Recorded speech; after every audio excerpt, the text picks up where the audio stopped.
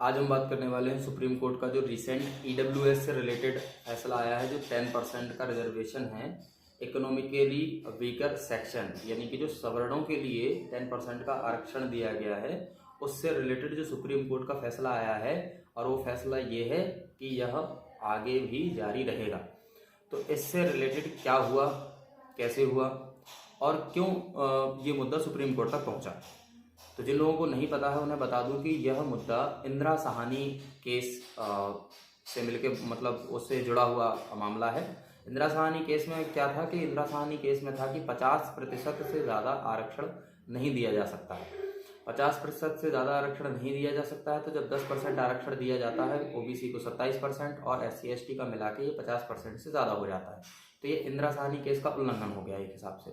तो इसमें ऐसा कहा गया है कि इंदिरा साहनी के केस में जो कहा गया था कि 50% जो आरक्षण है वह होगा और 50% ओपन रहेगा, जिसमें SC ST OBC और जनरल वाले सारे कम्पीट करेंगे। अब इस केस में हुआ क्या है कि 3:2 के रेशियो से 3:2 के औसत से इसको जो है वो सुप्रीम कोर्ट में पास करा दिया गया है। पास करा दिया गया है 3 और 2 का जो रेशियो है, इसका मतलब है कि 3 जो जजेस थे, 5 जजेस की बेंच में 3 जो जजेस थे वो इसके पक्ष में थे, इसको आगे बढ़ाने के पक्ष में थे, और 2 लोग जो थे वो इसको आगे बढ़ाने के पक्ष में नहीं थे।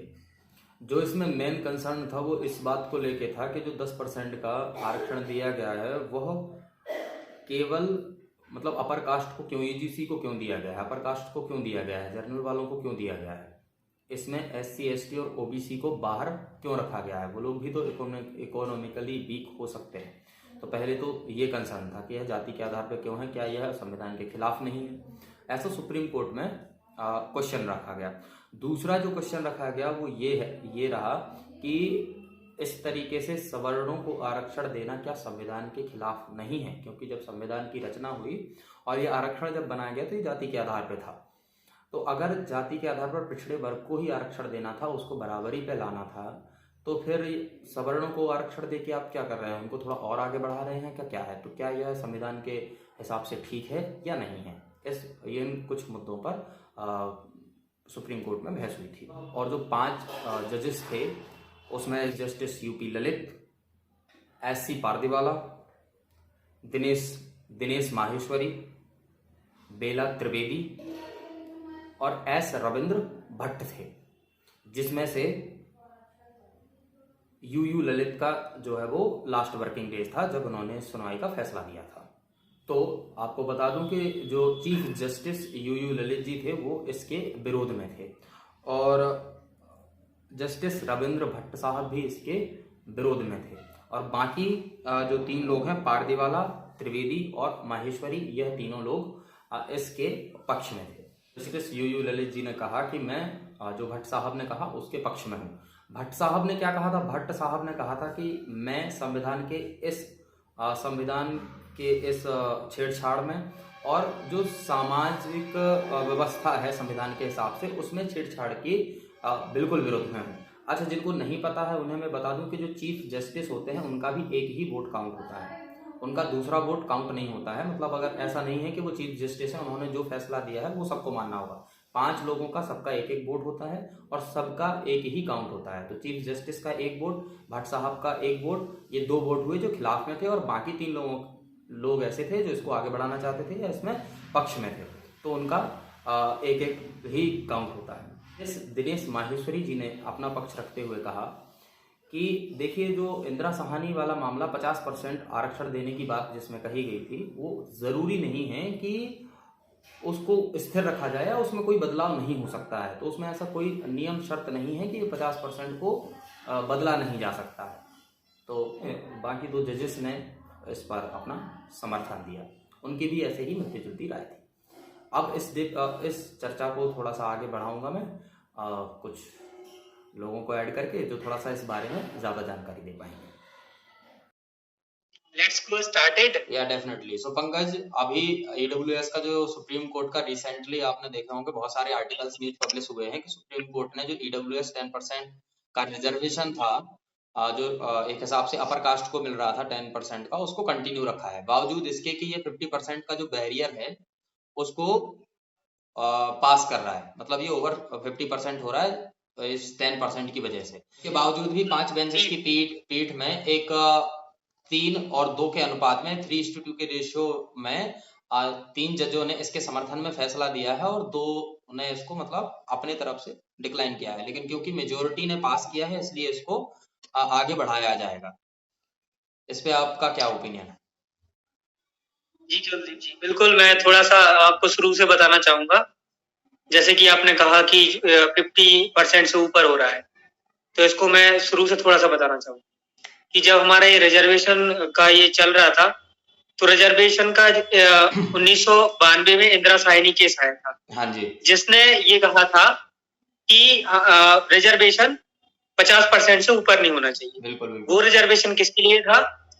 जो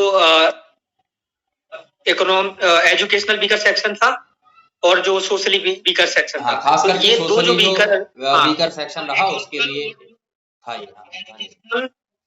जो एजुकेशनल और जो सोशली वीकर सेक्शन थे उनके लिए 50% से ऊपर नहीं होना चाहिए। पहली बात तो ये हो गई। दूसरी बात ये है कि जो ये ईडब्ल्यूएस लाया गया है, ये है इकोनॉमिकल वीकर सेक्शन के लिए, तो ये उससे अलग है। ये उससे अलग है, ये उसके भी साथ नहीं है। अलग है बिल्कुल, और इसमें कोई दो राय नहीं है, दोनों अलग है। लेकिन हुआ क्या कि जब सुप्रीम कोर्ट में ये मामला गया तो वहां पे एक क्वेश्चन ये उठा कि जो ये इकोनॉमिकल वीकर सेक्शन का ईडब्ल्यूएस का जो 10% का रिजर्वेशन है, तो इसको या इसमें से क्या बोलते हैं SC ST OBC को अलग क्यों रखा गया है इससे? क्योंकि जब केस लड़ा तो कोई मुख्य बिंदु थे जिसको जो मैं मतलब आपके आने से पहले मैं पहले ही बता चुका हूँ वीडियो में कि ये पूरा केस कैसा था, कैसे इसका मतलब क्या क्वेश्चंस थे, कौन कौन से चीफ जस्टिस थे और क्या क्या उनके ओपिनियन, जिसमें यूयू ललित का सीधा ये कहना था कि सामाजिक और संविधानिक सामाजिक जो व्यवस्था बनाई गई थी आरक्षण के लिए उसमें छेड़छाड़ नहीं होना चाहिए, इसीलिए वो अपना मतलब उन्होंने बाहर रखा कि इसको मैं कंटिन्यू नहीं कर सकता हूँ क्योंकि इसमें हस्तक्षेप हो रहा है। तो इसमें मतलब ऐसा क्यों, मतलब उनका अगर ऐसा कहना है, अपील जिन्होंने की है उनका ये क्वेश्चन है कि ईडब्ल्यूएस में जो है वो SC ST और OBC को भी होना चाहिए, तो फिर ईडब्ल्यूएस रखने का फिर फायदा क्या? और अगर उसमें नहीं है तो फिर ईडब्ल्यूएस ही उसका नाम क्यों रखा गया? फिर तो उसको जैसे SC ST आरक्षण है, OBC आरक्षण है, ऐसे ही जनरल का आरक्षण बोलो, फिर उसमें ईडब्ल्यूएस वर्ड जोड़ने की जरूरत क्या है? इस पे अपना ओपिनियन बताइए। बिल्कुल, जब ये रिजर्वेशन शुरू हुआ था आजादी के बाद, तो जो दलित सेक्शन और वीकर सेक्शन था, तो उनको इसमें इंक्लूड करा गया था। जो सामाजिक तौर पर दलित थे या निम्न कोटि के लोग थे, उनको रखा गया था इस चीज में पहले। तो उसके बाद क्या हुआ कि समय दर समय जो समाज की जरूरतें हैं वो बढ़ती गई। देखो मेरा कहने का सीधा मतलब ये है कि ईडब्ल्यूएस का मतलब है इकोनॉमिकली वीकर सेक्शन, तो वो इकोनॉमिकली वीकर सेक्शन कोई SC ST या OBC वाला क्यों नहीं हो सकता, ये बताइए। देखो बिल्कुल सही बात है, इकोनॉमिकल वीकर सेक्शन में SC ST वाला क्यों नहीं हो सकता? क्यों नहीं हो सकता? क्योंकि चूंकि ST SC वालों के लिए ऑलरेडी आरक्षण का प्रावधान है। बिल्कुल। और ये जो सामान्य वर्ग के लिए, सामान्य श्रेणी के लिए आरक्षण का प्रावधान नहीं था। तो समाज में समय दर समय आरक्षण की जो मतलब सामान्य लोग भी एक ऐसी श्रेणी है जिसमें निम्न मतलब सामान्य श्रेणी में 3 वर्ग के लोग आते हैं। एक तो उच्च वर्ग के लोग, फिर मध्य वर्ग के लोग और निम्न वर्ग के लोग।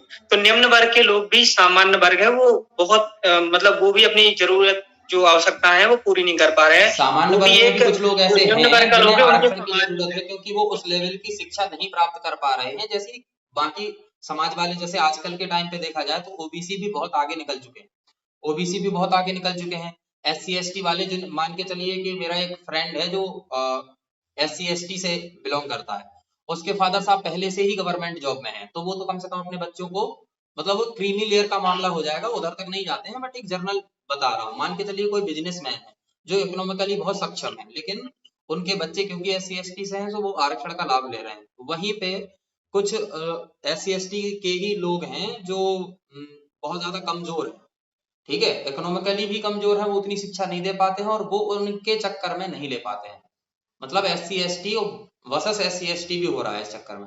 मेरा मेन क्वेश्चन ये है कि अगर इसका नाम EWS रखा गया है, ठीक है, तो या तो इसमें सब लोग हों, क्योंकि इकोनॉमिकली वीकर तो सबको ही हो सकता है, तो या तो इसमें सबको ही हो, या फिर इसका नाम गलत है, फिर इसका सीधा बोलो कि सवर्ण आरक्षण है ये। यहाँ पे आप अपने विचार बताइए तो कुछ समझ में आए बात। बिल्कुल बिल्कुल, ये आप ये नहीं कह सकते कि ये डायरेक्ट तो ऐसे नहीं कह सकते कि स्वर्णों का आरक्षण है, क्योंकि सामान्य वर्ग में सिर्फ ब्राह्मण लोग ही नहीं आते हैं। और ईडब्ल्यूएस में उनके अलावा मिल किसको रहा है, सवर्णों के अलावा किसको मिल रहा है बताइए? क्यों? उसमें राजपूत भी आते हैं और पूरे कंट्री लेवल पे देखा जा रहा है ना, तो जाट भी आते हैं। सवर्णों से मेरा मतलब ब्राह्मणों से नहीं था, सवर्णों से मेरा मतलब था ऐसा वर्ण जो कि सामान्य वर्ग में आता है। अच्छा जी, हाँ, तो बिल्कुल सही है इसका जी। तो सवर्ण वर्ड यू तो करना, अगर इस कॉन्सेप्ट में आप बोल रहे हो तो सही है। तो इकोनॉमिकल वीकर सेक्शन तो वैसे ही उनके लिए, सामान्य वर्ग के लिए, चाहे आप स्वर्ण वर्ग बोलिए या सामान्य वर्ग बोलिए, बिल्कुल सही है, तो उनके लिए ही है, क्योंकि ये जो दलित वर्ग है उनके लिए ऑलरेडी आरक्षण का प्रावधान है। जब ऑलरेडी उनके पास आरक्षण का प्रावधान है, तो इसलिए जो 10% का आरक्षण की जरूरत पड़ी वो सामान्य वर्ग के लिए पड़ी, तो सामान्य वर्ग के लिए पड़ी। क्या फिर EWS नाम का कोई सेंस नहीं बना ना? क्यों नहीं बना? इकोनॉमिकली वीकर सेक्शन का मतलब हुआ क्या? ऐसा सेक्शन जो इकोनॉमिकली वीकर है, उसमें ये कहीं मेंशन नहीं है कि यह मतलब कौन से लोगों पे मतलब वो करता है। अच्छा, इसके फर्स्ट रूल में ही ये जरूर लिखा हुआ है कि इसमें SC/ST वाले नहीं आते हैं, इसमें OBC वाले नहीं आते हैं, ये कहीं नहीं लिखा है कि जर्नल वाले ही बस आते हैं, तो ये भी तो कॉन्फ्लिक्ट वाली बात है। जब इसमें SC/ST वाले नहीं आते हैं, OBC वाले नहीं आते हैं, तो जो समाज में अभी 3 वर्ग में ही तो डिवाइड करा गया है, 3-4 वर्ग में। एक तो सामान्य वर्ग हो गया, सामान्य श्रेणी हो गई, OBC हो गई, ST हो गई और अनुसूचित जनजाति। तो इनके लिए ऑलरेडी आरक्षण का प्रावधान दे रखा है, और अनुसूचित जाति और जनजाति के लिए सरकार ने ऑलरेडी प्रावधान बनाए हुए, जो हमारे उसमें सूची नंबर 5 और 6 में दिए हुए हैं। और इनके लिए ऑलरेडी इंदिरा साहनी केस आया था 1992 में, तो उसने बोला था कि 50% से ऊपर आरक्षण नहीं होना चाहिए। और वहीं जब ये 2009 में 103 अमेंडमेंट करके लाया गया, तो इसमें बोला गया कि 10% आरक्षण सामान्य श्रेणी के लिए होना चाहिए। ऐसा जैसे इंदिरा साहनी का केस का आपने थोड़ी देर पहले कहा कि इसमें ऐसा तो कहीं लिखा नहीं है कि इसको बढ़ा नहीं सकते हैं या फिर घटा नहीं सकते हैं एक्चुअली। तो अभी जैसे आपको पता होगा कि 27 अमेंडमेंट से है, ऐसा तो है नहीं है कि वो भाई पत्थर की लकीर है, एक बार हो गया तो हो गया, इसमें अमेंडमेंट नहीं कर सकते। अमेंडमेंट तो पूरे कॉन्स्टिट्यूशन में कर सकते हैं। हमारा कॉन्स्टिट्यूशन है वो लिबरल कॉन्स्टिट्यूशन है, वो कहता है, वो समय दर समय चेंज हुआ है, लगभग 100 से भी ज्यादा अमेंडमेंट हो चुके हैं, है ना। तो इसीलिए जो सामान्य श्रेणी की जो है 103 अमेंडमेंट करके लाया गया था 2019 में। और रही बात इंदिरा साहनी केस की, तो उसने जो 50% का जो एक्सीड करने की बात कही है, तो उसको बढ़ाया जा सकता है as per the requirement of, जो आपका सामाजिक रिक्वायरमेंट है, उसके हिसाब से आप बढ़ा सकते हो उसको। लेकिन फिर उसमें बात आती है कि अगर आप उसको बढ़ा देंगे तो जो OBC वाले हैं, तो OBC का कुछ परसेंटेज बढ़ जाएगा, ST/SC का कुछ परसेंटेज बढ़ जाएगा, फिर सामान्य श्रेणी के लोग कहाँ जाएंगे? मैं कह रहा हूँ, उसको आप समझने की कोशिश करिए कि जो अभी की आरक्षण की व्यवस्था है, जिस हिसाब से सवर्णों को आरक्षण दिया गया है, उसकी व्यवस्था कुछ ऐसे ही नहीं है कि क्योंकि हम इनसे नहीं ले सकते तो तुम भी रख लो, कुछ ऐसा नहीं है ये। देखिए, आरक्षण का एक एग्जांपल दे रहा हूं मैं आपको, आरक्षण है क्या और आरक्षण संविधान किस तरीके से किसी वर्ग को देता है। मान के चलिए एक बाउंड्री वॉल है और 4 अलग अलग हाइट के लोग खड़े हुए हैं और चारों को क्रिकेट देखना है। एक जिसकी सबसे ज्यादा हाइट है वो बाउंड्री वॉल पे सीधा खड़े होकर ऐसे देख सकता है कि भाई क्या चल रहा है क्या नहीं चल रहा है। अब मान के चलिए जिसकी हाइट कम है, तो क्या उसके नीचे कुछ पिलर्स नहीं लगाने चाहिए हमें? तो संविधान ने ऐसे ही पिलर्स उनको लगा के दिए हैं ताकि वह उस लंबे आदमी की बराबरी करके और समाज को देख सके, यानी कि उस क्रिकेट को देख सकें बराबरी में खड़े होकर, किसी को ये महसूस ना हो कि क्योंकि इसकी हाइट ज्यादा है और मेरी कम है तो मैं छोटा व्यक्ति हूँ। तो ये देना बिल्कुल जरूरी है। बात कर रहे हैं ये बात, पर ये भी रिटर्न है कि ये काल्पनिक चीज है, ये कभी पूरा नहीं हो सकता। तभी ये बात आई है कि अच्छा ये तो हम नहीं कर सकते कि भाई सभी लोग समाज में इक्वलिटी हो जाए, फिर तो बात एब्सोल्यूट गरीबी की आ जाती है। एब्सोल्यूट गरीबी का मतलब होता है कि अगर हम कंपेयर करें, आपके पास ज्यादा पैसे हैं, हम मतलब हाँ, एक एब्सोल्यूट गरीबी का मतलब जैसे आपके पास ऑडी है, मेरे पास एक कार है, ठीक है, तो मैं कहूंगा कि मैं गरीब हूँ तुम्हारे कंपेयर में, क्योंकि आपके पास ऑडी है। और जब मेरे पास ऑडी आ जाएगी, आपके पास कोई और बड़ी गाड़ी आ जाएगी, तो मैं आपसे हमेशा गरीब रहूंगा। तो ये एब्सोल्यूट की बात आ जाती है। तो ये हमेशा चलती रहेगी समाज में। सोशलाइज जब मैं ये नहीं समझूंगा कि आपका सरनेम क्या है, आप कितने गरीब हैं, क्या है, वो अलग मैटर है, लेकिन आप सोशलाइज जब मैं ये ना समझूं कि आपका सरनेम क्या है और उससे मुझे कितना फर्क पड़ता है, तो ये रिप्रेजेंटेशन में क्या आगे नहीं आएंगी चीजें। मान के चलिए कि मेरी एक शॉप है, मेरे पास 10 लोग काम कर रहे हैं, उसमें से कुछ अपर कास्ट है, कुछ लोअर कास्ट है। तो जब मैं अपने गल्ले पे उन्हें बैठने दे रहा हूँ, इन द सेंस कि मैं उनको काउंटर पे बैठने के लिए दे रहा हूँ, तो मैं दे रहा हूँ कि भाई नहीं, अपर कास्ट वाले यहाँ पे बैठेंगे और जो लोअर कास्ट वाले हैं वो केवल सामान उठा उठा के देंगे। लेकिन अगर मैं ये ना देखूं कि उनका सरनेम क्या है, तो भाई वर्ग की इनमें से कौन ज्यादा मुझे समझदार लग रहा है, मैं उसको बैठाऊंगा अपने गल्ले पे। तो ये सोशलाइज जो समानता है, फिर वो वहां सोशलाइज समानता दिखेगी ना, ये मतलब है मेरा कहने का।